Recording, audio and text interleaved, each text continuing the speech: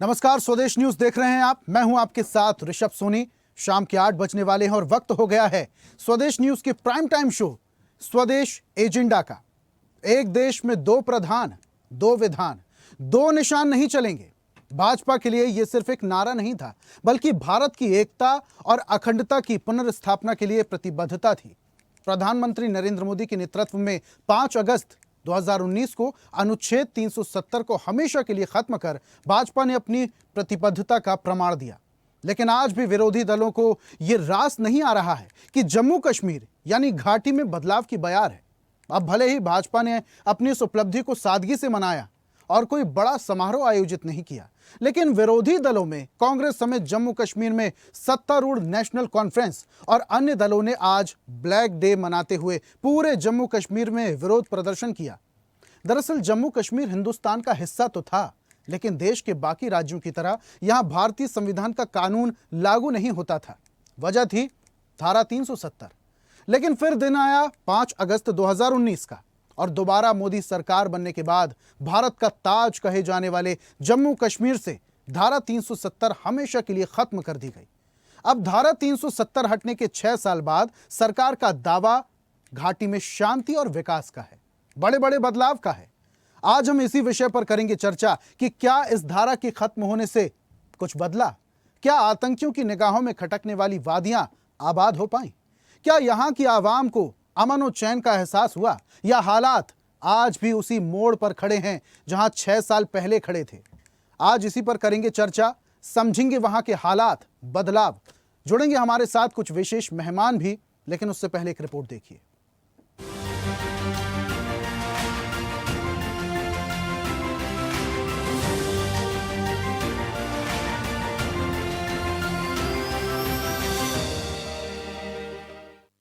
पाँच अगस्त की तारीख इतिहास में दर्ज है, क्योंकि साल 2019 में अनुच्छेद 370 हटाने और 2020 में अयोध्या में राम मंदिर शिलान्यास जैसे बड़े फैसलों ने इस दिन को ऐतिहासिक बना दिया। संघ से लेकर मोदी सरकार के एजेंडे के ये वो मुद्दे थे जिनमें एनडीए सरकार किसी भी कीमत पर कामयाब होना चाहती थी, और हुई भी। बात जम्मू कश्मीर से धारा 370 को हटाने की करें तो सरकार ने 5 अगस्त 2019 को धारा 370 को हटाने का फैसला लिया। सरकार का तर्क था कि ये कदम राष्ट्रीय एकता, विकास और आतंकवाद पर लगाम के लिए जरूरी था। इस कदम से जम्मू कश्मीर में शांति और खुशहाली आएगी। अब सरकार का दावा यही है। इस फैसले ने न केवल घाटी के माथे से विशेष दर्जे का कलंक मिटाया, बल्कि शांति, समृद्धि और विकास के नए द्वार भी खोले। जहां कभी पत्थरबाजी, अलगाववाद और आतंक का साया था, वहां आज वंदे भारत ट्रेन की सीटी और ट्यूलिप फेस्टिवल की सांस्कृतिक महक गूंज रही है। रेलवे सुरंग और चिनाब ब्रिज जैसे इंफ्रास्ट्रक्चर प्रोजेक्ट्स ने दुर्गम इलाकों को जोड़ा, तो निवेश और पर्यटन ने नए कीर्तिमान गढ़े। दावा किया जा रहा है कि अनुच्छेद 370 हटने के बाद जम्मू कश्मीर में हर क्षेत्र में बदलाव की बयार बही है। शिक्षा, सुरक्षा और रोजगार में क्रांतिकारी बदलाव आए हैं। अब लोगों को याद ही नहीं। आज देखिए, लाइफ नॉर्मल है, लाल चौक खुला है, गाड़ियां चल रही है, ऑफिस खुले हैं, लोग निकल रहे हैं, किसी को याद ही नहीं। और अब ये इशू भी नहीं है जम्मू कश्मीर की पॉलिटिक्स में, 370 का कोई इशू नहीं है। सरकार के दावे भले ही जम्मू कश्मीर में धारा 370 हटने के बाद बड़े बड़े बदलाव के हों, लेकिन कांग्रेस की तरफ से जम्मू में सरकार के खिलाफ विरोध प्रदर्शन किया गया। कांग्रेस कार्यकर्ता और नेताओं ने आज के दिन को एक काला दिवस बताया। आरोप लगाया कि जम्मू कश्मीर एक प्रदेश था जिसको आपने केंद्र शासित प्रदेश बनाया।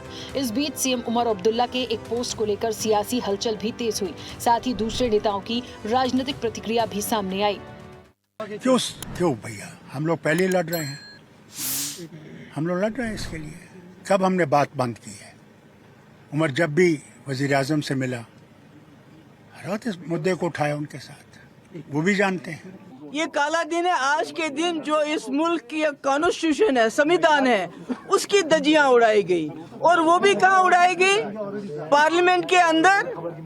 जो रूलिंग पार्टी है, उन्होंने अपनी ब्रूट मेजॉरिटी का इस्तेमाल करके जो हमारे मुल्क के आईन ने जम्मू कश्मीर को एक खुसूसी पोजीशन दी थी, 370 की सूरत में उसको अनकॉन्स्टिट्यूशनली खत्म कर दिया। जो भी लोग हमसे बाकी मुल्क में पहुंचते पूछते हैं कि जम्मू कश्मीर में बहुत बदलाव आया है, तो आप हमें बताइए ये बदलाव आया है कि आप जानवर की तरह हमें यहाँ कैद में रखें। हम क्या करना चाहते हैं? हम ये प्रिंट आउट्स लेके प्रोटेस्ट करना चाहते हैं, एक पीसफुल मार्च करना चाहते हैं, वो तक आप हमें नहीं करने देते। धारा 370 हटने के बाद बड़े बदलाव डालते हैं एक नजर। लोकतंत्र। पिछले साल जम्मू कश्मीर विधानसभा चुनाव में 65% से अधिक मतदान, जो पहले की तुलना में उल्लेखनीय वृद्धि दर्शाता है। सुरक्षा। 2020 तक 1458 पत्थरबाजी की घटनाएं दर्ज थी। धारा 370 हटने के बाद ऐसी कोई घटना नहीं हुई। Rail network. पहले कटरा तक सीमित रेल, अब उधमपुर, श्रीनगर, बारामूला तक विस्तारित चिनाब ब्रिज ने घाटी को देश से जोड़ा।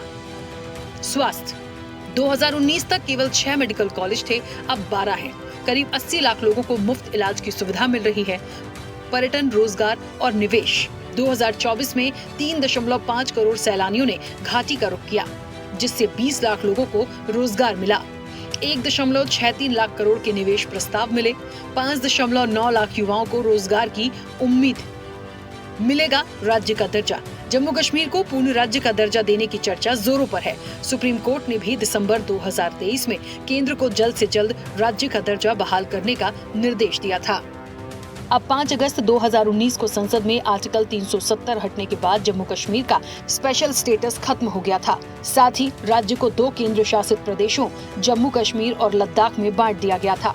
सुप्रीम कोर्ट ने भी दिसंबर 2023 में केंद्र को जल्द से जल्द राज्य का दर्जा बहाल करने का निर्देश दिया था। फारूक अब्दुल्ला ने भी इस मांग को दोहराया। इसे लेकर पिछले दिनों अटकलों का दौर भी चला कि सरकार मंगलवार को इसका ऐलान कर सकती है, लेकिन अटकलें हवा में ही रह गईं। बहरहाल अब जम्मू कश्मीर अतीत को पीछे छोड़ चुका है। आतंकवाद और पत्थरबाजी की जगह शांति और विकास ने ले ली है, लेकिन पहलगाम और हालिया हुई आतंकवादियों से मुठभेड़ की कुछ घटनाओं ने कई सवाल जरूर छोड़ दिए हैं। ब्यूरो रिपोर्ट, स्वदेश न्यूज।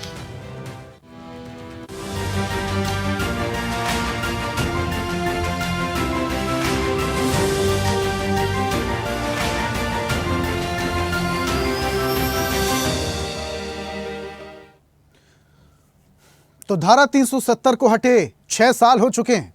इस धारा को हटाने के पीछे केंद्र सरकार और बीजेपी का एक मकसद था घाटी में शांति बहाल करना, लोगों को रोजगार देना, पर्यटन को बढ़ावा देना, जैसे तमाम ऐसे मुद्दे थे जिसका मकसद था 370 हटाना। लेकिन इसको लेकर सियासी बयानबाजियां भी हो रही हैं। 6 साल के बाद क्या कुछ परिवर्तन आया? 370 हटने के बाद वहां पर क्या पत्थरबाजी रुकी? क्या आतंक रुका? क्या वहां पर लोगों को रोजगार मिल रहा है? क्या वहां पर घाटी में परिवर्तन आया है, जैसा कि दावा और वादा किया गया था? विरोध इस बात पर हो रहा है, लेकिन क्या ये विरोध सार्थक है? इस पर आज हम चर्चा करेंगे। हमारे साथ कुछ मेहमान जुड़ रहे हैं, उनका परिचय आपका जल्दी से करवा देते हैं। बीजेपी प्रवक्ता अमित तिवारी हमारे साथ। अमित जी, बहुत स्वागत आपका। और कांग्रेस के प्रवक्ता डॉक्टर HN उपाध्याय हैं। HN उपाध्याय जी, आपका भी बहुत स्वागत। और नेशनल कॉन्फ्रेंस के नेता हैं जावेद रहीम भट्ट। जावेद जी, आपका बहुत स्वागत करता हूं। PDP प्रवक्ता हैं मोहम्मद शफी भट्ट, आपका भी सर बहुत बहुत स्वागत। और इसी के साथ राजनीतिक विश्लेषक हैं जम्मू कश्मीर से शबनम फयाजी। शबनम जी, आपका भी बहुत बहुत स्वागत। और इस चर्चा की शुरुआत कांग्रेस प्रवक्ता डॉक्टर HN उपाध्याय सर आपसे ही करूंगा। बदलाव कितना देखते हैं आप? आपके गठबंधन की सरकार भले ही है, लेकिन अगर पुरानी तस्वीरें देखें, इतिहास के पन्नों को अगर मैं पलटूं, तो परिवर्तन दिखाई देता है। लाल चौक पर आज लोगों का जमावड़ा है, लोग बिना डर के झंडा वहां पर फहराते हैं। जब हम वर्ल्ड कप जीतते हैं तो वहां पर जश्न मनाया जाता है, लोग इंडिया इंडिया के नारे लगाते हैं। परिवर्तन आया है। अगर पहलगांव की घटना को थोड़ा सा दरकिनार किया जाए, उससे पहले और अब में अंतर देखा जाए, तो क्या बदलाव देखते हैं आप धारा 370 हटने के बाद? देखिए जी, आपने कहा पहलगाम की घटना को थोड़ा नजरअंदाज कर दीजिए। अरे भाई, 370 हटाने का सबसे सुखद परिणाम तो यही बताया गया था ना कि वहां आतंकवाद खत्म हो जाएंगे, पर्यटन बढ़ेगा। ठीक है, पर्यटन बढ़ा। अब पर्यटन की सुरक्षा की गारंटी हमारे गृह मंत्री ने लिया और इस आधार पर वहां पर लोग गए घूमने के लिए। और 370 धारा हटने का यही परिणाम हुआ कि धर्म के आधार पर पूछ कर 26-27 लोगों की हत्या कर दी गई। और वहां की जो सुरक्षा की जिम्मेदारी होनी चाहिए थी, एक भी सुरक्षा कर्मी इन लोगों की सुरक्षा के लिए तैनात नहीं था। बल्कि ये तो भारतीय जनता पार्टी के जो नेता हैं, सांसद हैं, उनके लिए जो है खुशनुमा परिणाम दे रहा है। निशिकांत दुबे जैसे लोग वहां जाकर अपनी पत्नी के साथ जो है शादी की जो है सालगिरह मना रहे हैं, और वहां सैकड़ों सुरक्षा कर्मी जते हुए हैं। देखिए, ये सब कहने की बात है। आप कहा कुछ इतने लोगों को रोजगार मिलेगा, अभी मिला नहीं ना। अभी साल 1.5 साल पहले ही वहां के कई शिक्षक स्थानांतरण के लेकर अपनी आत्महत्या तक के लिए जो एग्जाम देने के लिए तैयार थे। वहां के लोग तख्ती लेकर प्रदर्शन नहीं कर सकते हैं। आप इसी बदलाव की बात करते हैं। जब हमारे नेता आदरणीय राहुल गांधी जी वहां पर जाते हैं ऑपरेशन सिंदूर के बाद, तो 22 सीमावर्ती जो है क्षेत्र के आबादी थे, जिनके पिता की साया सर से हट गया, उनका पूछने वाला पुरसा हाल कोई दिखाई नहीं दिया। आदरणीय राहुल गांधी जी अब हम लोगों को मालूम हो रहा है, क्योंकि वो कोई जन कल्याणकारी या किसी की मदद करते हैं तो उसका हल्ला नहीं करते हैं। पता चल रहा है कि 22 लोगों के पढ़ाई लिखाई का सब खर्च हमारे आदरणीय राहुल गांधी जी अपनी मदद की श्रृंखला में जो उन्होंने निर्भया केस से प्रारंभ किया था, उसमें एक कड़ी और जोड़ते घाटी में हुए सरकार किसकी जो है? है दशरथ मांझी उपाध्याय के जी। परिवार से उपाध्याय आगे जी, बढ़ते हुए घाटी में उसको सरकार वोट लेकर नेशनल निभाया। कॉन्फ्रेंस और कांग्रेस की है, जिम्मेदारी आपकी भी बनती है सुरक्षा जी। की। पूरा ठीकरा आप केंद्र सरकार सुरक्षा एजेंसियों पर फोड़ देंगे, क्या आपकी जिम्मेदारी नहीं है? देखिए, आप हमारे वहां की सरकार के हाथ में कुछ भी पुलिस का नहीं है। गृह मंत्री जी जाकर वहां पर सुरक्षा की मीटिंग करते हैं और वहां के मुख्यमंत्री को बाहर कर देते हैं। आप कैसी बात करते हैं भाई? अगर ऐसा वहां ही है की कुछ तो भी आप लोग नहीं ये है, कह दिए राहुल राष्ट्रपति शासन लागू कर दिया जाए वहां पर। सरकार बनाने का क्या मतलब है अगर पूरा ठीकरा आप केंद्र अरे भाई, सरकार पर हमने- पोष दे रहे हैं? और आप बोल रहे हैं बदलाव कुछ भी हमने नहीं हुआ, तो- हालात बदतर हो गए हैं। पंचायत आप- चुनाव की बात देखिए, आप आप- 70% मतदान हुआ है वहां पर। आप बदलाव की बात करते हैं। अभी आप कह रहे थे वहां के नागरिक, वहां के लोग बात जोड़ रहे हैं, इंतजार कर रहे हैं कि कब हमको पूर्ण राज्य का दर्जा मिलेगा। अरे भाई, ठीक किसी है। को आप उन्नति देकर अवनति कर देंगे। पूर्ण राज्य का दर्जा है। 5 साल से ऊपर होने जा रहा है। हर साल हर समय उम्मीद करते हैं वहां की जनता, और आज तक नहीं मिल पाया।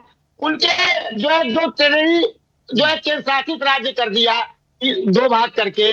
न लद्दाख का विकास के बारे में आप सोच रहे हैं, न जम्मू कश्मीर के बारे में आप सोच रहे हैं। तो केवल ठीक है, राजनीतिक भागीदारी वहां हुई, चुनाव हुआ, अच्छे ढंग से संपन्न हुआ, और वहां पर सरकार है। अच्छा लेकिन उपाध्याय जी, क्यों सरकार को देरी आप लग रही है? अधिकार आपके हिसाब से दीजिए ना। समझते हैं कि पूर्ण राज्य का दर्जा देने में क्यों देरी, क्यों लेट लतीफी हो रही है? इसके पीछे क्या कोई राजनीतिक मंशा है?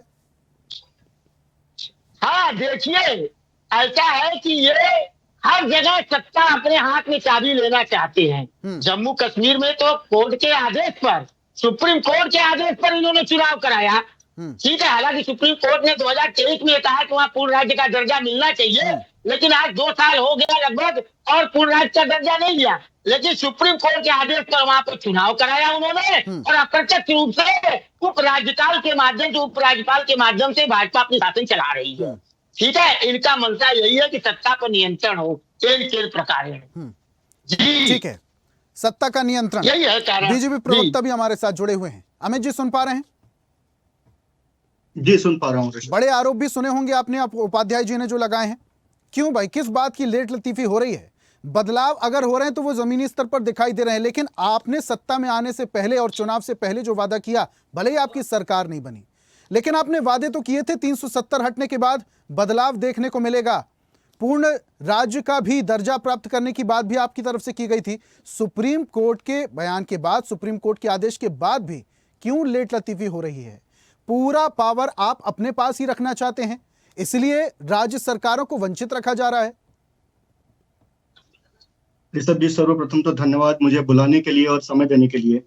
देखिए, मैं अपनी बात की शुरुआत करूंगा उत्तराखंड में जिस तरीके से प्राकृतिक आपदा आई है खीरगढ़ और धराली गांव में, और उससे मन बहुत व्यथित है। जिस तरीके से बादल फटने की घटना हुई है, लोगों के हताहत होने की घटना, जी, उससे बहुत ही दुखी मन है। उसके लिए संवेदना व्यक्त करते हुए मैं अपनी बात की शुरुआत करता हूँ।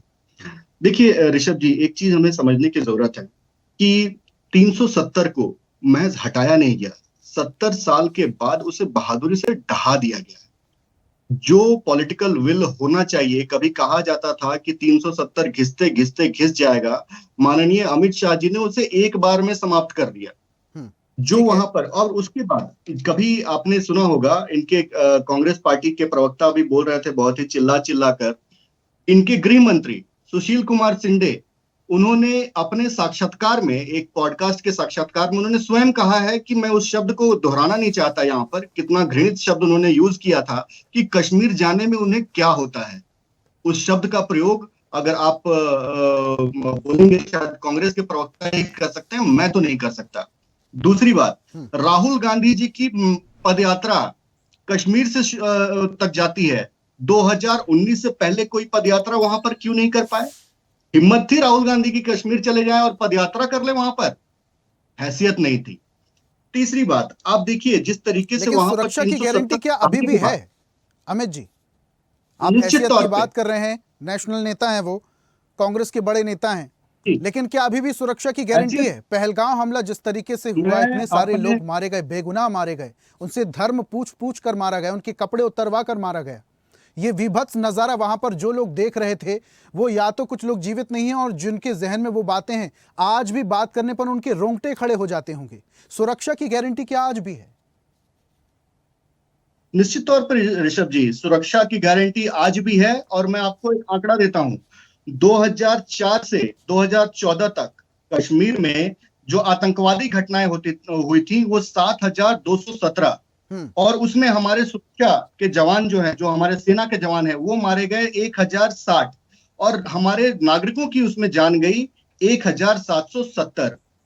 2014 से 2025 तक जो आतंकवादी घटनाएं हैं उसमें 70% की कमी आई है, और जो हमारे जवान जो शहादत उनकी होती थी उसमें 60% से ज्यादा की कमी आई है, और जो हमारे नागरिकों की जान वहां पे जाती थी उसमें 80% से ज्यादा की कमी आई है। लेकिन ये महज आंकड़े नहीं था कि आतंकवाद को जड़ से खत्म किया जाएगा।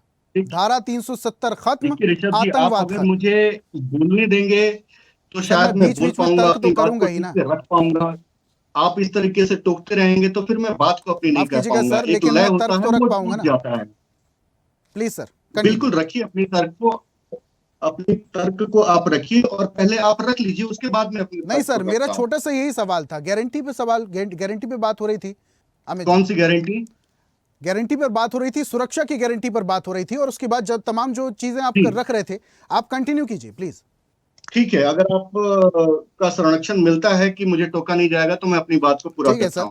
जिस गारंटी की आपने बात की, जिस गारंटी की आपने बात की, जिस जवाबदेही की आपने बात की, वो जवाबदेही हमारी थी, तभी हमने पाकिस्तान में घुस कर मारा, और महज पीओके में नहीं, 100 किलोमीटर, 150 किलोमीटर, 200 किलोमीटर अंदर घुसकर उनके एयर बेसिस, 12 एयर बेसिस को ध्वस्त कर उनके आतंकवादियों से 100 से ज्यादा आतंकवादियों को मारकर, और अभी ऑपरेशन महादेव के दौरान जो 3 आतंकवादी इस पहलगाम की घटना में उसमें पाए गए थे, उनको भी मौत के घाट उतार दिया है। और अमित शाह जी ने बिल्कुल साफ संदेश दिया है कि आतंकवादी कहीं भी हो, धरती के किसी भी कोने में जाकर छुप जाए, उन्हें ढूंढकर, उन्हें खोजकर, उन्हें दौड़ा कर मारा जाएगा। ये विश्वास हमने जनता को दिया है, तभी आज वहां पे पर्यटन, आप ही के रिपोर्ट में जो दिखाया गया 3.5 करोड़ से ज्यादा, या आपने तो 2024 का आंकड़ा बताया, 2025 में उससे उस आंकड़े को भी क्रॉस कर गया है, रिकॉर्ड बन रहा है। ये बात मैं आपको बता दूं। तीसरी बात, जिस तरीके से वहां पर एक देखा गया कि वहां पर नागरिकों को एक अधिकार नहीं दिया जाता था, वहां पर SC, ST, OBC, जो वाल्मीकि समाज थी, जो महिलाएं थे, उनको एक अधिकार नहीं मिलता था। वहां के वाल्मीकि समाज को आप चाहे जितने भी पढ़े लिखे हो जाएं, वहां पर आप चपरासी की ही नौकरी मिलेगी, कोई भी आप A1 ऑफिसर, आप ग्रेड के ऑफिसर आप नहीं बन सकते थे। ये वहां पर था। किस तरीके से आज वहां पर बच्चे जो हैं 365 दिन स्कूल जा पा रहे हैं। पहले तो महज 360 दिन ही जा पाते होंगे, स्कूलें अक्सर बंद पाई जाती थी। आज वहां बच्चियों को अधिकार मिला है कि वो जाकर स्कूल में पढ़ाई करें। 35 साल के बाद 35 साल के बाद, ऋषभ जी इस आंकड़े को याद रखिएगा, 35 साल के बाद वहां पर मुहर्रम का जुलूस निकलता है, बिना किसी जो उन्होंने रूट तय किया था उसी रूट से निकलता है, और बिना किसी पत्थरबाजी के, बिना किसी हताहत के। ये संकल्प और ये दृढ़ निश्चय दिखलाता है हमारे यशस्वी प्रधानमंत्री नरेंद्र मोदी जी का। और इसी दृढ़ निश्चय के कारण श्यामा प्रसाद मुखर्जी जी ने एक बार कहा था कि एक देश में दो निशान, दो विधान, दो प्रधान नहीं हो सकते, और वन नेशन वन कॉन्स्टिट्यूशन को, संकल्प को लेते हुए प्रधानमंत्री मोदी जी ने इसको ढहा दिया है।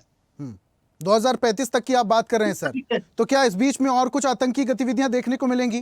पूरा देश या कोई भी नहीं चाहता पहलगाम वापस से रिपीट हो, और ये जिम्मेदारी केंद्र सरकार की थी, सुरक्षा की जिम्मेदारी केंद्र सरकार की थी। देखा है, जो दृश्य हमने देखा है, उस दृश्य को देखकर दिल दहल उठता है। हमारे नागरिकों को किस तरीके से धर्म पूछकर मार दिया गया, उनको किस तरीके से उनकी पैंट उतारी गई, उनके घर वालों के सामने, महिलाओं के सामने, बच्चों के सामने किस तरीके से उन्हें बेइज्जत किया गया, और उसके बाद उनको गोली मार दी गई। ये उसके बाद की जो कार्रवाई, मैंने आपको जो पूरी घटना बताई, उसके बाद की जो कार्रवाई थी, वो नरेंद्र मोदी की जो विश्वसनीयता है, 140 करोड़ का जो दम है, उसके कारण ही लिया गया था। वरना आतंकवादी घटनाएं तो देश में पहले भी हुई हैं, आतंकवादी घटनाएं तो देश में पहले भी हुई हैं। लेकिन ये बात बिल्कुल आप सही बोल रहे हैं कि ये जो आंकड़ा है, ये काफी ज्यादा कम हुआ है। आतंकवाद का जो ग्राफ है, ये काफी ज्यादा कम हुआ है, लेकिन सुरक्षा की गारंटी भी लेनी होगी, और गारंटी की भी आप, जी प्लीज सर बोलिए, मुझे 10 सेकंड और दीजिएगा। जो पहले जो हम देखते आते थे कि हर जुमे के नमाज के बाद छोटे छोटे बच्चों के हाथ में पत्थर पकड़ाकर उन्हें सड़कों पर छोड़ दिया जाता था, गलियों में छोड़ दिया जाता था। जो आर्मी ऑफिसर्स थे उन पर उनका घेराव होता था, उन पर पथराव होता था, उस पर पूर्ण विराम लग चुका है।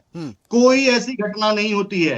हुर्रियत के नेताओं का जो पॉलिटिकल पार्टियां थी, पूर्ण विराम लग चुका है। जम्मू कश्मीर की पॉलिटिकल पार्टियां थी इस पत्थरबाजी के पीछे, अमित जी? जी, जम्मू कश्मीर की पॉलिटिकल पार्टियां थी क्या इस पत्थरबाजी के पीछे? निश्चित तौर पे जो पॉलिटिकल पार्टियां वहां पर दशकों तक राज करते रहे, जो पॉलिटिकल पार्टियां वहां पर दशकों तक वहां की जनता के मुस्तकबिल को तय करते रहे, सारा का सारा पैसा जो जाता था केंद्र से, वो पार्टियां अपने दलों में खा जाते थे। एक भी पैसा जनता तक नहीं पहुंचता था। आज डीबीटी के माध्यम से एक रुपया जनता तक पहुंच रहा है। स्वास्थ्य सेवाओं को लोगों को जोड़ा गया है। ठीक है अमित जी, आऊंगा वापस आपके पास। नेशनल कॉन्फ्रेंस नेता भी हमारे साथ हैं, जावेद रहीम भट्ट जी। रहीम जी का मैं रुक कर लेता हूं। रहीम जी, आवाज आ रही है? आवाज आ रही है, ठीक है। रहीम जी, पूरी बात आप सुन रहे थे, अमित जी हमारे साथ जुड़े हुए थे, बीजेपी प्रवक्ता तमाम सारी बातें कर रहे थे, पुरानी सरकारों, पुरानी पार्टियों की भी बात कर रहे थे।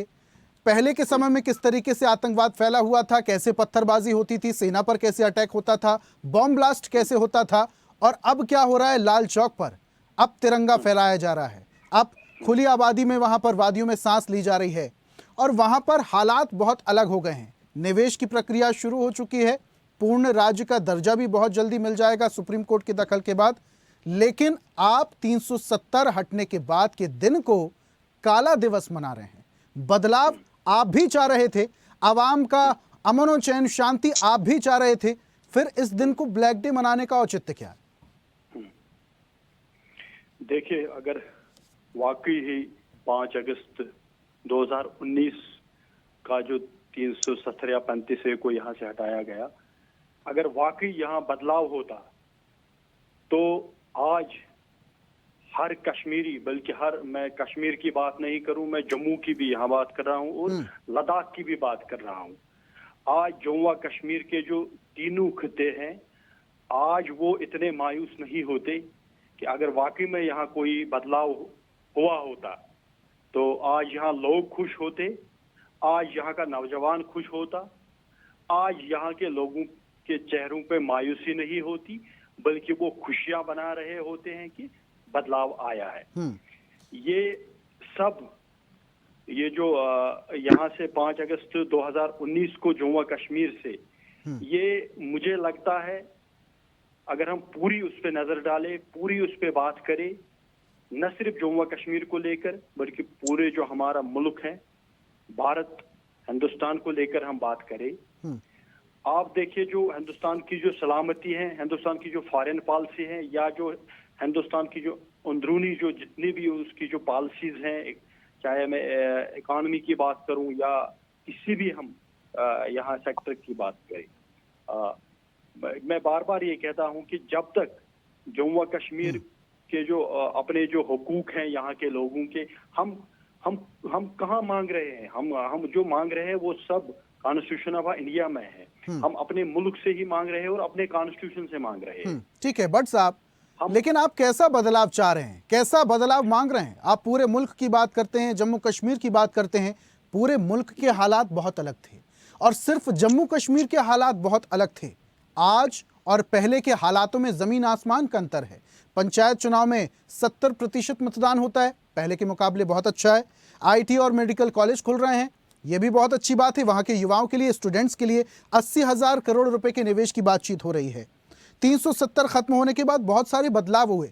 आतंकवादी घटनाओं में भी बहुत तेजी से ग्राफ नीचे गया है। जड़ से खत्म नहीं हुआ, लेकिन कम तो हुआ है। पत्थरबाजी की घटनाएं वहां पर नहीं हो रही हैं। जब हम वर्ल्ड कप जीतते हैं तो लाल चौक पर जश्न मनाया जाता है। लोग रोजगार के लिए पलायन न करें, इसको लेकर भी सरकार काम कर रही है। पर्यटन लगातार बढ़ता जा रहा है। और कैसा बदलाव चाह रहे हैं आप? देखिए, ये जो सब कुछ दिखाया जा रहा है, मुझे नहीं लगता, क्योंकि मैं यहाँ के बिल्कुल जमीन पर हूँ। मैं ग्राउंड जीरो से बात कर रहा हूँ।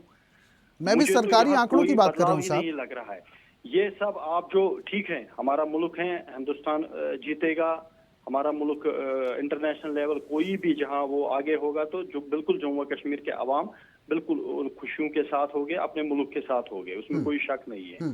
लेकिन यहाँ अगर मैं बात करूं, ये सब जो आप कह रहे हैं कि जैसे हम लाल चौक की बात करते हैं या कहीं और की बात करते हैं, कहीं और की, ये मुझे लगता है ये सारा फोटोग्राफी तक मौजूद है, बाकी इसकी कोई हकीकत नहीं है। लेकिन जो लोग देखोगे कि ये भट्ट साहब बाकी देश के बाकी हिस्सों से जो लोग जम्मू कश्मीर घूमने जाते हैं और दूसरी या तीसरी बार जा रहे हैं, वो तो हालात सही बताएंगे ना, वो तो फर्क बेहतर बता पाएंगे।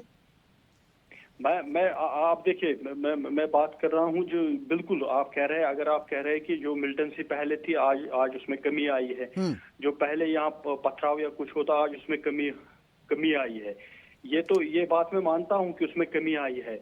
लेकिन अगर आप देखोगे जो जम्मू कश्मीर के लोग हैं, यहाँ के अवाम है, खासकर यहाँ का जो नौजवान है, वो चाहता है कि मैं मुल्क के साथ साथ आगे बढ़ूं।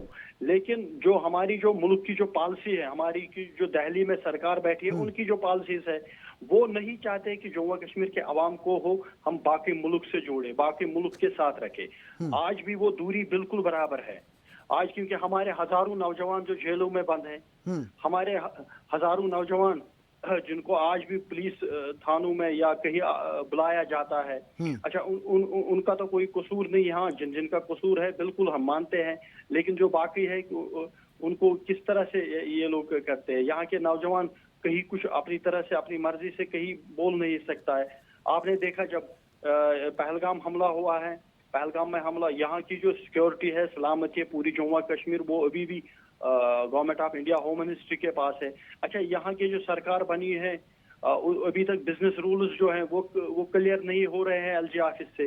अच्छा, मैं बात करूँ यहाँ पहले हमारे जो बाहर जाते हैं, बाकी यहाँ जब हमारे मुल्क के ही टूरिस्ट आते हैं, यहाँ बिजनेस आते हैं या स्टूडेंट, बिल्कुल कश्मीरी उसको इतना मेहमान नवाजी करता है या दिल से लगाता है।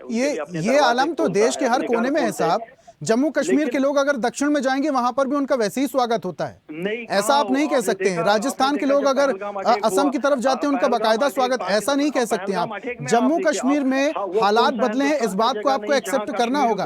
अमित जी कुछ कह रहे हैं, जल्दी से अपनी बात रखिएगा, उसके बाद में मोहम्मद शफीक जी की ओर बढ़ूंगा। अमित जी जल्दी से अपनी बात रखिए। ऋषभ जी, मैं भट्ट साहब को बस इतना ही कहना चाहता हूँ कि भट्ट साहब तिरंगे को दिल से अपनाइए, आपको सब कुछ पॉजिटिव दिखाई देगा। तिरंगे को आप दिल से अपनाइए, आपको सब कुछ पॉजिटिव दिखाई देगा। जम्मू कश्मीर नेशनल कॉन्फ्रेंस ने 10,000 कुर्बानियां दी है।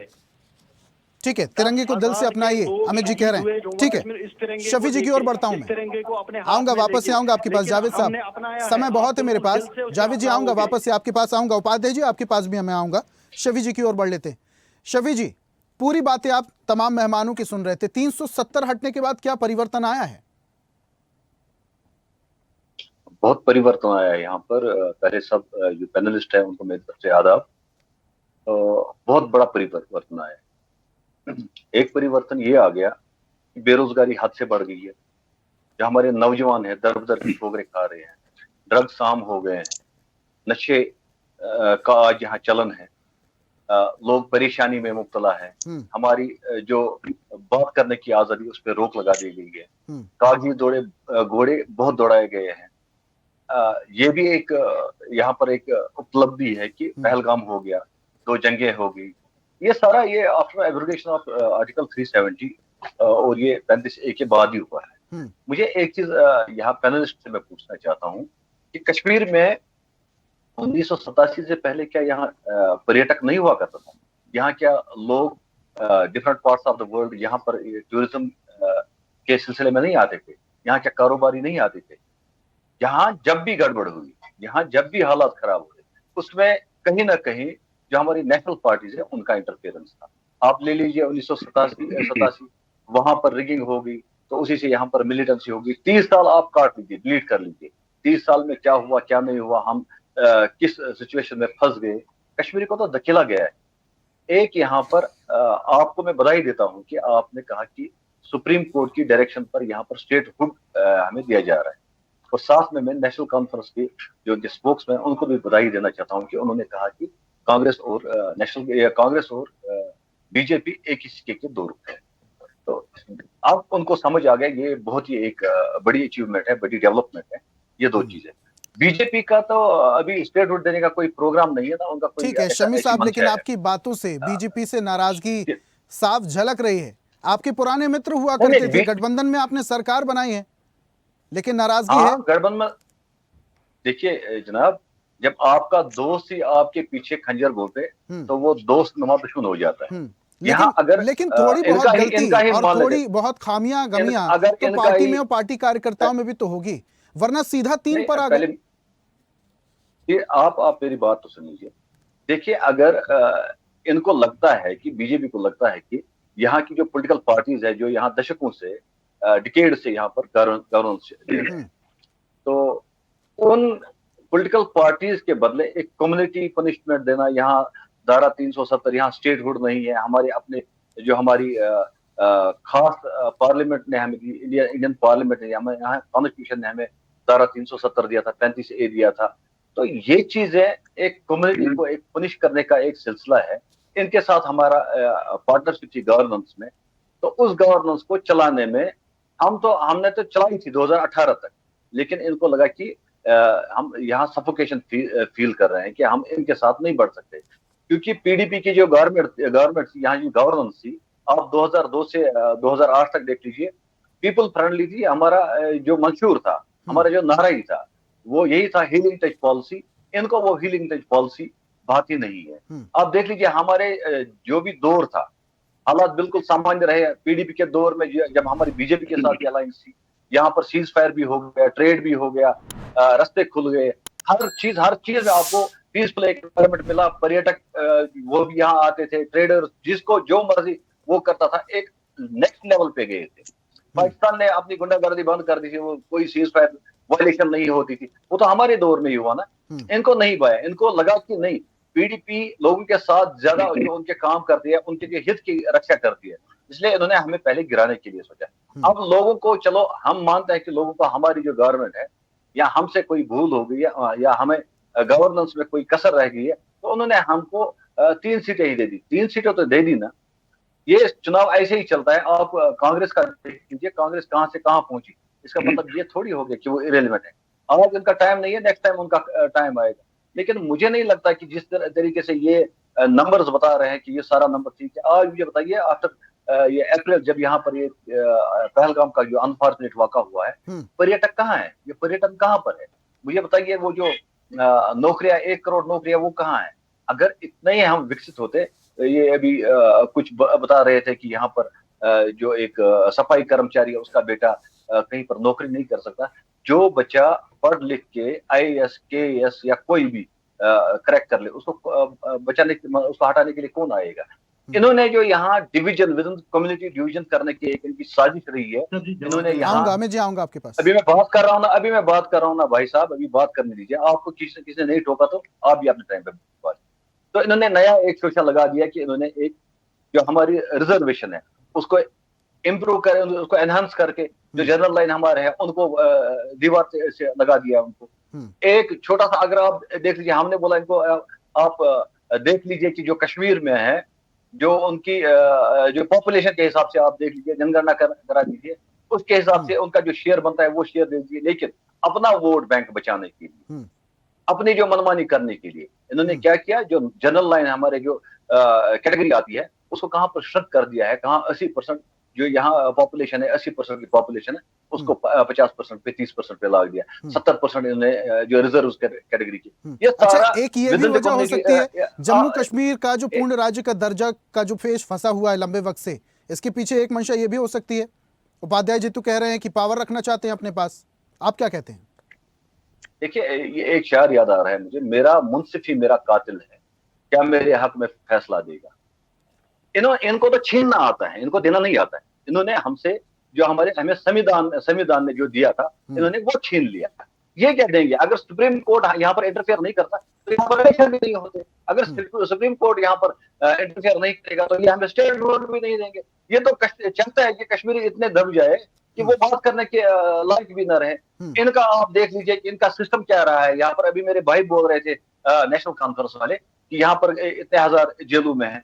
ये सारा देखने वाली चीज है। आप यहाँ क्रश करने के मूड में है। आप यहाँ लोगों की भलाई के बारे में नहीं सोच रहे हैं। आप ये सोच रहे हैं कि कैसे यहाँ पर अनएम्प्लॉयमेंट हद से ज्यादा बढ़ गया। मुझे बताइए कितनी इन्वेस्टमेंट आ गई यहाँ पर, कितने ये अनएम्प्लॉयड जो यूथ है उनके लिए आपने क्या किया और कितनी आपने यहाँ पर नौकरियां दी। उल्टा ये हो रहा है कि यहाँ पर नौकरियों से निकाला जा रहा है।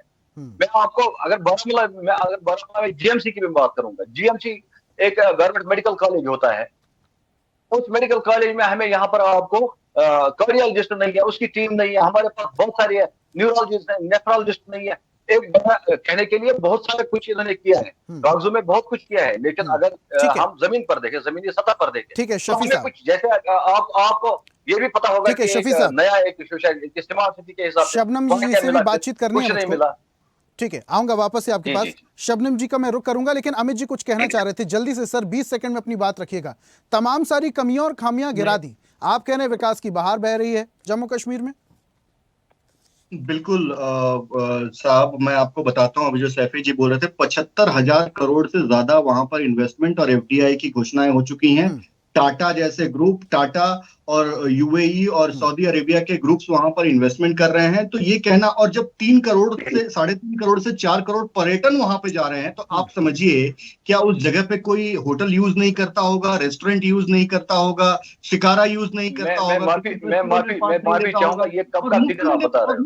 ये बिना मुफ्त में तो जाते नहीं है लोग वहां पे। निश्चित तौर पर ये बरगलाने के लिए किया जाता है। कब का फिगर दे रहे हो? 2019 से पहले 8 से 9 लाख लोग प्रति वर्ष जाते थे जम्मू एंड कश्मीर में पर्यटन के हिसाब से। आज जब वो आंकड़ा बढ़कर 3.5 से 4 गया है। शफी साहब, आपको ये आंकड़ा कब का चाहिए? पहलगांव घटना के बाद का आंकड़ा चाहिए आपको? ये आंकड़ा कब का? ये आपका। और मुझे बताइए एक चीज, जब अगर हमने मोहल्ले या किसी एरिया में हमने चौकीदार रखा है संभालने के लिए, चोरी वहां पर होती है तो हम पहले अकाउंटेबल किसको बनाते हैं?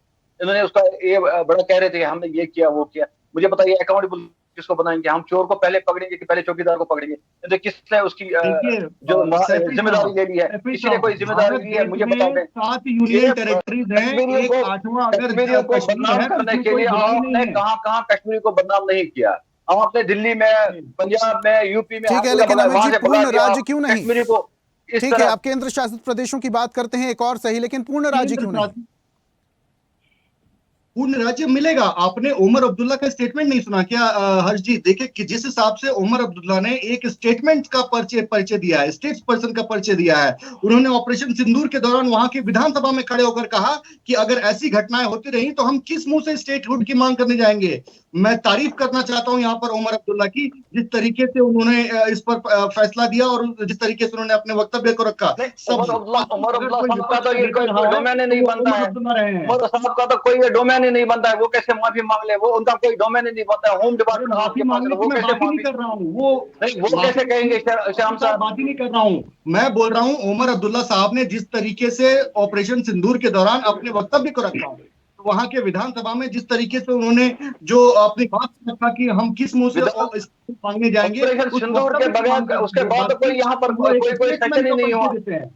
आप मिसलीड कर रहे हो, कौन सा सेक्शन हो गया उसके बाद ऑपरेशन सिंदूर के बाद? ठीक है शफी जी, अमित जी आऊंगा वापस से आपके पास आऊंगा, सवाल लूंगा मैं आपसे, आपका ये वाला सवाल मैं अमित जी से लूंगा, लेकिन फिलहाल शबनम जी कर मैं रुक कर लेता हूँ। फयाज साहब, पूरी बातें आप सुन रहे थे। 370 हटने के बाद जहां कांग्रेस और नेशनल कॉन्फ्रेंस इसे ब्लैक डे के तौर पर मना रही, बीजेपी ने बड़े सादगी से इस दिन को मनाया, इस दिन को संभाला, और जिस तरीके से हालात बदल रहे हैं, आपका क्या कहना है? 370 हटने के बाद स्थितियां वाकई चेंज हुई हैं, आतंकवाद का जो ग्राफ है वो तो कम हुआ है, लेकिन जो दावे और वादे किए गए थे केंद्र सरकार की तरफ से, परिवर्तन की जो बात कही गई थी, जो वादा किया गया था, उस वादे पर क्या केंद्र सरकार खरे तौर पर उतर रही है? पहले सभी दोस्तों को जो इस प्रोग्राम में है, अस्सलाम वालेकुम, आदाब, नमस्कार। देखिए 5 अगस्त 2019 को जो जम्मू कश्मीर में स्टेप लिया गया मरकजी सरकार की तरफ से, इसे एक बहुत ही बड़ा स्टेप बीजेपी मान रही है, क्योंकि बार बार या उनके मंशूर में था, मैनिफेस्टो में था कि दफा 370 जो है ये हाइल है तामीर तरक्की या दीगर मामलात में, जो मुल्क के साथ जम्मू कश्मीर को जोड़ने में जो दिक्कतें हैं, उनका मानना है कि 370 उसमें हाइल था, और यही वजह है कि उन्होंने इसे जायज कहा और कहा कि इसे हटाना बहुत जरूरी था। लेकिन जिस तरीके से हटाया गया उससे यहाँ के लोग या यहाँ की सियासी पार्टियां जो है वो आज भी एहतजाज पे है, आज भी नाराजगी जता रहे हैं, और आज भी वो बीजेपी की इस जो स्टेप लिया था 2019 को उसकी सख्त मुखालिफत कर रहे हैं। और आज भी आपने देखा कि 6 साल गुजर गए, और हर साल जब 5 अगस्त का दिन आता है तो सिक्योरिटी आज भी रखी जाती है, इसमें कोई दो राय नहीं कि हालात में जो तब्दीली आई है वो ये है कि पथराव बहुत ही ज्यादा हो रहा था, और उसमें आज कहीं पे कोई मतलब कोई परेशानी नहीं है लोगों को, और कहीं पे पथराव नहीं हो रहा है। बीजेपी से मान सकती है और कह सकती है, इससे कोई इनकार नहीं कर सकता। मिलिटेंसी के जो वाकयात बार बार हर चौक में नजर आते थे, उसमें भी कमी आई है, लेकिन मिलिटेंसी खत्म होगी 370 के बाद, जो बीजेपी का मानना था वो नहीं हुआ है। क्योंकि जहां हमने पुलवामा अटैक जब हुआ था हाईवे पे, जब सीआरपीएफ के जवान वीरगति हासिल कर गए थे, और उसके बाद उड़ी के हवाले से अगर बात की जाए, इस तरह बहुत सारे जो अटैक्स हुए थे, तो जहां 370 को हटाने की वजह से कह रहे हैं कि बीजेपी या मरकजी सरकार, सेंट्रल गवर्नमेंट कह रही है कि अब हालात बेहतर है, लेकिन बैसन पहलगाम में तो, लेकिन फयाज साहब, आतंकवाद जड़ से खत्म करना इतना आसान भी नहीं ना, वो भी तब जब पाकिस्तान जैसा मुल्क हमारा बिल्कुल पड़ोसी हो, इतना आसान भी नहीं। फिर सेंटर में जो गवर्नमेंट जो चला रहे हैं, चाहे उसमें हमारे डिफेंस मिनिस्टर हूँ, चाहे उसमें होम मिनिस्टर हूँ या खुद प्राइम मिनिस्टर हूँ, फिर दावे भी इस तरह नहीं करने चाहिए कि सब कुछ खत्म हुआ जब 370 को हमने हटाया। उनको इसका अंदाजा होना चाहिए, क्योंकि तमाम तर सिक्योरिटी एजेंसियां उनके मातहत है, उनकी रिपोर्ट्स उनके पास होती है, और उनको चाहिए था कि वो बताएं कि इसमें कमी आहिस्ता आहिस्ता आ रही है, और इसको हम बहुत और भी इसमें कुछ वक्त लग सकता है और ये चीजें खत्म होंगी, लेकिन वो उन्होंने कहा कि अब होंगी नहीं। तो ये वजह है कि जिसकी वजह से जो अपोजिशन में जो कांग्रेस है या दीगर पार्टियां या जम्मू कश्मीर की जो नेशनल कॉन्फ्रेंस है पीडीपी है या यहाँ और जो पार्टियां, वो तनकीद इसीलिए कर रही है सेंट्रल गवर्नमेंट पे कि उनका जो दावा था वो गलत है, जो बैशरत पहलगाम में हुआ। अब मसला ये है कि जो यहाँ की सियासी पार्टियां, उनका ये कहना है कि इतना बड़ा मुल्क है, जमहूरी मुल्क है, और जमहूरियत पूरी दुनिया में देखी जा रही है, मानी जा रही है भारत की, तो जम्मू कश्मीर को इस जमहूरी हक से दूर क्यों रखा जा रहा है? देखिए, जब वजीर दाखिला साहब पार्लियामेंट में ये कहे कि ये जो स्टेटहुड जो है वो हम मुकम्मल रियासत का दर्जा इनको देंगे, प्राइम मिनिस्टर साहब भी कह रहे हैं, हर कोई बीजेपी का नेता जो है वो कह रहा है, लेकिन जो उनका मुनासिब वक्त जो लफ्ज है, वो मुनासिब वक्त का लफ्ज जो है वो काफी तकलीफ इन पार्टियों को दे रहा है कि आखिर ये मुनासिब वक्त उनकी नजर में कोई भी आने वाला है नहीं। अच्छा, इसके पीछे की मंशा क्या हो सकती है शबनम साहब? अगर मैं पॉलिटिकल एंगल से देखूं तो देखिए, नेशनल कॉन्फ्रेंस और कांग्रेस राज्य सरकार में भले ही लेकिन पावर नहीं है। अब बीजेपी वहां पर दूसरी सबसे ज्यादा सीट लाने वाली पार्टी भले ही हो, केंद्र से संचालित अगर होती है तो पावर तो उनके पास है। क्या ये खेल सिर्फ पावर के लिए हो रहा है? देखिए, पावर सब कुछ नहीं है। चीजें ये है कि अगर जो पॉलिटिकल पार्टी जहाँ की है, नेशनल कॉन्फ्रेंस है, पीडीपी है या दीगर पार्टियां हैं, वो चाहते हैं कि जमहूरी तौर वो लोगों के नुमाइंदे बन के एक मजबूत नुमाइंदे के तौर काम कर सके। ये बात उनकी तरफ से है। लेकिन बीजेपी क्यों इसमें अभी दिक्कत या उसमें उनको क्यों लगती है और उसमें वक्त क्यों लगता है? जहां तक मेरी सोच है, जहां तक मैं इस फील्ड में रहा हूं और देख रहा हूं, लोगों से मिल रहा हूं, पॉलिटिकल लीडर से मिल रहा हूं, वो चाहते हैं कि जम्मू कश्मीर में ऐसी पार्टी हो, ऐसे लोग सामने आए जिस तरह वो मिलिटेंसी के खिलाफ कार्रवाइयां जोर शोर से कर रहे हैं और कोई इसमें हिचकिचाहट नहीं कर रहे हैं। ऐसी पार्टी कोई आए, ऐसे लोग सामने आए, शायद तब वो चाहते हैं कि ये पावर उनको मिलनी चाहिए। जो लोग कट टू कट कार्रवाई करेंगे वो उनके काम के भी होंगे, ऐसा वो सोचते हैं। ये कह रहे हैं आप? बिल्कुल बिल्कुल, बीजेपी का ये सोच है, सेंट्रल गवर्नमेंट का बिल्कुल यही सोचना है कि जब तक उन्हें एतमाद ना हो उस पार्टी पे, उस लीडर पे, जो बिल्कुल दिल्ली की जो इस वक्त सरकार है, जो उनके मन मुताबिक जो काम चल रहा है, एंटी मिलिटेंसी की जब हम बात करते हैं।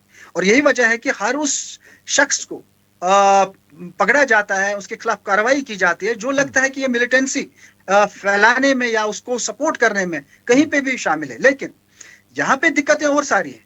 वो ये कि आप इस दबाव में रखकर आम लोगों को तकलीफ नहीं दे सकते।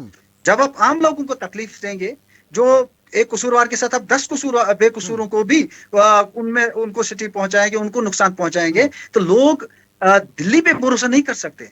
और दिल्ली की सरकार इस वक्त जम्मू कश्मीर के अवाम के भरोसे को उस हद तक नहीं जीत पाई है जिस हद तक उनको चाहिए था। इन 6 वर्षों में उनको जीतना चाहिए। ठीक है, तो फयाज साहब, बीजेपी आपकी बात से क्या ये कह सकते हैं, फयाज साहब आपकी बात से क्या ये समझ सकते हैं कि इरादा तो नेक है, इरादा तो अच्छा है, लेकिन उस इरादे की वजह से, उस इरादे को मुकम्मल करने के लिए आम लोगों को परेशान किया जा रहा है?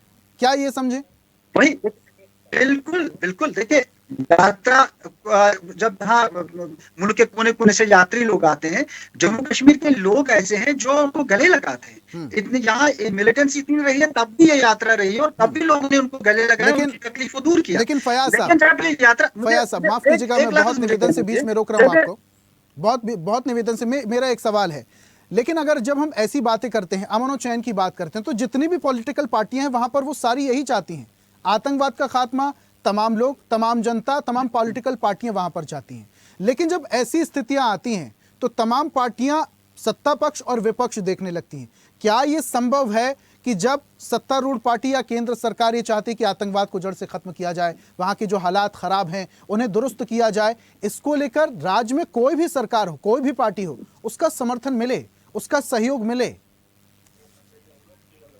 उसका बिल्कुल, जो इस वक्त कोई, चाहे नेशनल कॉन्फ्रेंस इस वक्त सरकार में है, उमर अब्दुल्ला की क़यादत में चला रही है, वो भी मिलिटेंसी को सपोर्ट नहीं कर सकती। पीडीपी की सरकार अगर होती या अगर आगे चल के कभी बनी तो वो भी इसको सपोर्ट नहीं करेंगे। कांग्रेस की होगी तो नहीं करेंगे। कोई भी इस वक्त मिलिटेंसी को सपोर्ट नहीं करने वाला। लेकिन आवाम को तकलीफ अगर पहुंचती है तो इसके खिलाफ सारी पार्टियां, ये भी सही नहीं है। ठीक है, आऊंगा वापस से आपके पास। उपाध्याय जी बहुत देर से कुछ कहने की कोशिश कर रहे हैं। उपाध्याय जी, पूरी बात आप सुन रहे थे फयाज साहब की। फयाज साहब कह रहे हैं कि जो केंद्र की सरकार, उसकी नीयत तो ठीक है, लेकिन उस कार्रवाई की वजह से, उस नीयत को दुरुस्त रखने की वजह से जो लोगों को समस्याएं हो रही हैं वो ठीक नहीं है। जिस तरह से सत्ता के और सरकार के दबाव में जो है संवैधानिक संस्थाएं और न्यायपालिका काम कर रही है, हमको तो आप पर भी वो नजर आ रहा है। अमित तिवारी जी को 3 बार आपने बोलने का मौका दिया, हमको अभी को दूसरी बार मौका दे रहे हैं। सर, ऐसा बिल्कुल भी नहीं है, लेकिन देखिए वो सत्ता में है, केंद्र में है, तो उनसे जवाबदेही तो बनती है ना साहब। उनसे तो ज्यादा सवाल मैं पूछूंगा। हमारी भी जवाबदेही बनती है। अरे आप राज्य में रह के आप बोलते हैं आपको पावर नहीं दिया जा रहा है, तो जिसको बोल रहे हैं कि पावर दिया जा रहा है, सवाल तो उनसे ही लूंगा ना। वो नहीं, वो सर, सवाल का सवाल कहाँ का जवाब आंसर। देंगे? वो तो सर गलत जो समय झूठ मेरे पास बोलेंगे। वैसे भी ज्यादा नहीं बचा देखिए, हुआ है, अपनी बात रखिए प्लीज, नाराज देखिए, मत होइए उपाध्याय जी। देखिए जो है, नहीं चौकीदार चोर है की अवधारणा को जीने वाले लोग ये कह रहे हैं कि वहां पर आतंकवाद रुक गया है। ऋषभ जी देखिए, अरे ये यही तो कंटेंट ऑफ अवधारणा हो कोर्ट है। सकती है। ऋषभ जी कंटेंट ऑफ और- कोर्ट कर रहे हैं उपाध्याय जी, इन पर एफआईआर दर्ज हो जाएगा। चौकीदार चोर पर माफी मांगी है आपके नेता ने, आपके नेता ने कान पकड़ के सुप्रीम कोर्ट में माफी मांगी है। अब शर्म तिवारी जी माफी हमको की, बोलने दीजिए, शर्म हमको बोलने कीजिए। दीजिए। आप अगर अरे गलत हमारे शब्दों का नेता प्रयोग का करेंगे तो नहीं बोलने देंगे। कंटेंप्ट ऑफ कोर्ट हो जाएगा, हमारे पर एफआईआर भी हो कर जाएगा आपके दीजिए। ऊपर। कंटेंप्ट इसको ऑफ हमने कोर्ट हो कहा, जाएगा, हमने- एफआईआर करेंगे आपके ऊपर। हमने चौकीदार चोर की अवधारणा की बात कही है और देखिए आप ऋषभ जी ये तिरंगे बार की बार बात इस शब्द करते को दोहरा हैं। रहे हैं। मेरे अमित जी, ख्याल से आपका अमित हस्तक्षेप जी, यहाँ पर होना अमित जी, जरूरी पूरी है। बात उनकी अमित सुनते जी, हैं, आगे की अमित बात जी, भी तो सुनिए, आप जवाब आप दीजिएगा। पूरी बात सुनेंगे उपाध्याय जी, तब आप विश्लेषण करिए। अमित उपाध्याय जी, जी। आप तिरंगे की बात करते हैं, आपके पूर्व संगठन आरएसएस ने 52 साल तक अपने मुख्यालय पर तिरंगा नहीं फहराया और आप कश्मीर की बात करते हैं, कश्मीर में हमेशा तिरंगा न फहराया जाता रहा है। ये याद करिए, स्वतंत्रता के समय जब देश का विभाजन हो रहा था तो कई जगह जो है हिंदू मुस्लिम दंगे हुए, लेकिन कश्मीर बहुल्य जो कि मुस्लिम बहुल्य राज्य है वहां पर एक भी दंगे नहीं हुए, जिसके लिए गांधी जी और हमारे राष्ट्रीय नेताओं ने वहां के लोगों को जो है बधाई दी और काफी सराहना की। आप उनकी कश्मीरियत पर आप सवाल उठा रहे हैं कि आपकी सरकार आने से ठीक हो गई। अरे आप भी तो पीडीपी के साथ मिलकर 2.5-3 साल तक सरकार बनाए चला रहे थे, उस समय क्यों नहीं सुधार दिए? 370 के बाद ही आपको सब विकास दिखने लगा। ऐसा अमित तिवारी जी आंकड़े पर बात आप करते हैं। मैं एक उदाहरण बताऊं, समय हमको बहुत कम दिए है। आप देख लीजिए वाराणसी की हाल, वाराणसी मोदी जी का संसदीय क्षेत्र है और वर्षा थोड़ी सी 2 दिन की सह नहीं पाई, पूरे नगर पानी भर गए हैं और आप कहते हैं वाराणसी का बहुत विकास हो गया है। आप क्योंकि बना दिए हैं, ऐसे ही जम्मू कश्मीर की बात आप कर रहे हैं। जम्मू कश्मीर की इसी तरह से बात कर रहे हैं। पाकिस्तान कैसे सुधरेगा जब पाकिस्तान पर हमारी सेनाओं के हाथ डाल दिए जाएंगे और उनको तो जब हमारी सेनाएं आगे बढ़ेगी और आप कहेंगे नहीं बस अब हमने जो है घूसा मार दिया, बस आगे हम घूसा नहीं मारेंगे, इस अवधारणा को जीने वाले लोग हैं तो पाकिस्तान नहीं सुधरेगा, आपसे नहीं सुधरेगा। लेकिन फिर आप लोग तो 90,000 समय से जवाब मांग कश्मीरी लेते हैं, पंडितों सबूत को- मांग लेते हैं उपाध्याय जी। सुनिए, ये अमित तिवारी की पार्टी के सहयोग से पार्टी की जो केंद्र में सरकार चल रही थी, 90,000 कश्मीरी पंडितों की हत्या में कहीं न कहीं अप्रत्यक्ष या प्रत्यक्ष रूप से जिम्मेदार है। उस कश्मीरी पंडितों की सभी सुविधाएं आपने वहां पर छीना, वहां पर उनको कितना % रिजर्वेशन आपने दिया? तो वहां के आतंकवाद का भुक्तभोगी मुसलमान और कश्मीरी पंडित है। कश्मीरी पंडितों को आपने कितना आरक्षण दिया? पूरी वहां बात को के समझ गए, दलितों पूरा वालियों लबो लबाब कितनी समझ गए, नौकरी आप दी किन बात आपने? पर सवाल कर रहे हैं। आप- अब आखिरी आपने कमेंट में कोई अमित जी से विकास ले नहीं लेता हूँ। किया, उपाध्याय बस जी, आपको गुस्सा आता शांत है, हो जाइए, हर उपाध्याय जगह जी। दबाव देने आता है। आप हमारे पे एफआईआर कर दीजिए, हमारे नेता पर कर रहे हैं, हमारे पर भी कर दीजिए, हम भी ले जाएंगे भैया। ठीक है अपनी बात उपाध्याय तो जी, कहेंगे। आखिरी मैं सवाल आखिरी जवाब कमेंट में अमित जी से ले लेता हूँ, जी। थोड़ा करेक्ट कर देता हूँ। आप बोल रहे हैं जम्मू कश्मीर में हमेशा से तिरंगा फहराया जाता रहा, थोड़ा सा मैं स्पष्ट कर देता हूँ। जम्मू कश्मीर का एक इलाका है त्राल, जो बहुत ज्यादा संवेदनशील है। 35 साल बाद वहां पर 26 जनवरी 2025 में तिरंगा फहराया गया। इससे पहले के हालात बहुत अलग थे, वही मैं कह रहा हूं। लेकिन जिस बात का दावा और वादा किया गया था वो कितना सही है? अमित जी, पूर्ण राज्य कब बनेगा साहब? आखिरी सवाल, पूर्ण राज्य कब बनेगा? इसको लेकर क्या पावर का ये खेल, ये पावर की सियासत क्या चलती रहेगी? इसमें क्या जम्मू कश्मीर की जनता पिसती रहेगी? आखिरी सवाल अमित जी। देखिए ऋषभ जी, नित्यानंद राय हमारे मंत्री हैं, उन्होंने संसद में ये बयान दिया था और संसद के पटल पर कोई भी एक एक शब्द सत्य बोला जाता है, झूठ नहीं बोला जाता। संसद के पटल पर उन्होंने बोला था कि गवर्नमेंट जॉब्स में 29,295 नौकरियां दी गई हैं और उसके बाद एक प्रतिष्ठित न्यूज़पेपर ने छापा था कि 30,000 से ज्यादा नौकरियां मिली थी उसके बाद के कार्यकाल तक में। तो वो नौकरियां दी गई हैं, नौकरियां मिली हैं। और एक बात याद रखिए, जब 8 से 9 लाख पर्यटक पर ईयर जाते थे, हर साल जाते थे, और वो आंकड़ा बढ़कर अगर 3.5 करोड़ 4 करोड़ हो जाता है, अगर प्रति व्यक्ति 5,000 भी अगर खर्च करता है तो 3.5 करोड़ के आंकड़े के हिसाब से 17,500 करोड़ होते हैं जी। 17,500 करोड़ होते हैं। ये आंकड़ा वहां की देश की, वहां कश्मीर की जनता को जाता है, कश्मीर के भलाई के लिए यूज होता है जी। अमित जी, पूर्ण राज्य कब? जी, पूर्ण राज्य के दर्जे पर हमने हमेशा से कहा है कि दिया जाएगा, लेकिन उसके लिए उचित समय जब आएगा, जिस तरीके से माहौल चेंज होगा, जैसा हमको माहौल ठीक लगता हुआ दिखेगा, हम पूर्ण राज्य का दर्जा हम कटिबद्ध हैं देने के लिए। 370 धारा को खत्म करने के लिए बीजेपी के बड़े नेता मंत्री मंच से ये कहते रहे आज ही वक्त है, 370 अगर खत्म हो तो आज ही खत्म हो जाए। उसको लेकर आपने कभी नहीं कहा कि समय आना चाहिए, वक्त आना चाहिए, उसके बाद 370। वो तो हर रोज आप यही कहते 370 खत्म हो जाना चाहिए। अब पूर्ण राज्य दर्जे की अगर बात हो रही तो आप बोल रहे हैं सही समय आएगा तब उसके बाद लागू होगा। खैर, इस बीच में जनता किस तरीके से परेशान हो रही है और वहां के हालात क्या हुए, इस पर आज हमने चर्चा की। बहुत शुक्रिया तमाम मेहमानों का हमारे साथ जुड़ने के लिए। अमित जी, उपाध्याय जी, रहीम जी, आपका भी बहुत शुक्रिया। मोहम्मद शफी हमारे साथ जुड़े हुए थे, शबनम फयाज जी, आप सभी मेहमानों का हमारे साथ जुड़ने के लिए बहुत बहुत शुक्रिया। आज हम चर्चा कर रहे थे 370 धारा खत्म होने के 6 साल पूरे हो गए हैं। 6 साल पूरे होने के बाद क्या परिवर्तन आया? क्या वहां के लोगों को रोजगार मिला? क्या पलायन रुका? क्या घाटी की वादियां आज भी वैसी सुंदर हैं? क्या वहां वादियों में आज भी लोग बिना दहशत के पहुंच सकते हैं? आतंकवाद का ग्राफ जरूर कम हुआ है लेकिन खत्म नहीं हुआ। इसका वादा अभी अधूरा है। यह वादा कब पूरा होगा, जम्मू कश्मीर पूर्ण राज्य कब प्राप्त करेगा, यह आने वाला वक्त बताएगा। आज की खास पेशकश में फिलहाल इतना ही। देखते रहिए स्वदेश न्यूज, सबसे पहले देश। और ऐसी ही ताजा खबरों के लिए लाइक, फॉलो और यूट्यूब पर सब्सक्राइब कर बेल आइकन जरूर दबाइए और हर अपडेट के लिए विजिट कीजिए स्वदेशलाइव.com।